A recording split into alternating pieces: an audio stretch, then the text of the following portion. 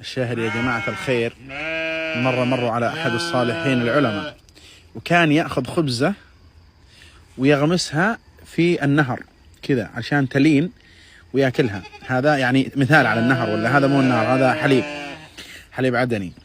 كان يغمسها على أساس تلين ويأكلها. بسم الله. مر عليه واحد، هي هي هي أشغلتني هذه الشاة، فقال يعني لو تكلم الأمير يعطيك من الخير وكذا، بما أنك يعني معروف وعالم، الله يصلح الشاة. هي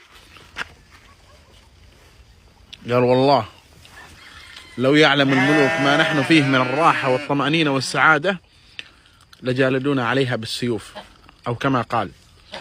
يقول يعني أنا أغمس الخبز كذا في النهر لكني سعيد ومرتاح.